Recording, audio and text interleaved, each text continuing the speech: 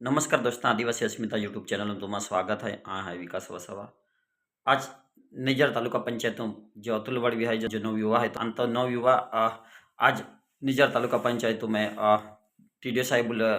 रजूआत के है काजे आपू जे समाज जे लोग है तिया ने ते पोता रोजगारी छोड़ी दिहो जो काम धंधो रहे तो छोड़ी जाते हैं, मामलेदार कचहरी में जाते हैं, ना तालुका पंचायत काई भी काम ले जाते हैं तालुका पे, आना ग्राम पंचायत में जाते हैं ते तलाठी होदा जाते हैं, ते तलाठी जग्या मिलता ना त्या कारण थी त्या रजूआत कही तुमने वीडियो मार्फत देखा प्रयत्न के हैं जे आपू समाज में है ते शिक्षित ना रहते, शिक्षित ना रहते त्या लीधे ते लोग त्या ख्याल ना रहते के काम के लिए जगह के रहलू काय। और बीजी एक बाबत का तलाठी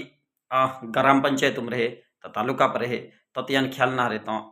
અને ત્યાં શિક્ષણનો અભાવ મૂકી ત્યાંને અમુક બાબત કેટલો કામ કેલી રીતે કરેલું તો ખ્યાલ ના રહેતો ત્યાં લઈ જે અતુલભાઈ હોય જે અતુલવડ વિહાય ત્યાં બહુ વ્યવસ્થિત જે કામગીરી કે તે બહુ જબરજસ્ત થાય તે તમને અહીં દેખાવલો પ્રયત્ન કે આપू समाज में शिक्षणનો अभाव की लोके रोदी धक्का खाता, तालुका पंचायत मामलेदार कचेरी धक्का खाता, ग्राम पंचायत में जाता तलाठी ही मिलता ना था, तालुका में जाता तालुका में मिलता थे, ग्राम पंचायत में आता, ये रहते धक्का खूब खाते हैं। जो अतुल भाई है यहाँ टीडीओ साहेब रजूआत की ते અહીં તમને દેખાવવાનો પ્રયત્ન અને બીજી બાબતે ધક્કા હોય તો વાંધો નહીં, પણ અમે શિક્ષણના બાબતમાં આ ચલાવીને લઈએ હેરાનગતિ લોકોને એટલે આ લોકોને જે છે ને આપણે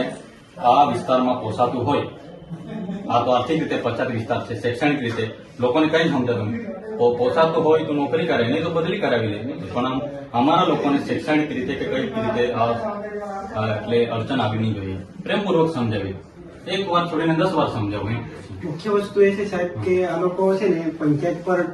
ए लोग हाजर रहવાનો દિવસ એ દિવસે બી આ લોકો માંડ 1 કલાક બેહીને આવતા રહે છે, તો એમને એટલું કહેવાનું કે ભાઈ તમે જે પંચાયત પર બેસવાનો સમય છે પૂરો ત્યાં પાડો અને લોકોને એ દિવસે તમે જે કામ હોય કરી આપો, તમે ત્યાં હાજરી પૂરતા જાઓ એ યોગ્ય નથી। જે તમારો પ્રશ્ન છે કે બે બાબત કે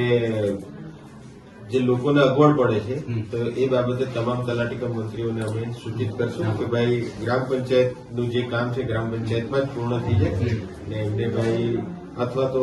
પુરાવાના અભાવ હોય તો જે પણ અરજદાર આવે છે એને યોગ્ય માર્ગદર્શન આપે કે ભાઈ આટલા તમારા ડોક્યુમેન્ટ ખૂટે છે, આ લઈને આવજો એટલે તમારું કામ કરી દેશું। ના વાંધો નહીં, અમારી કક્ષાએથી અમે જે પણ હશે તો અમારી રીતે સૂચના આપી દઈશું। ચાલો।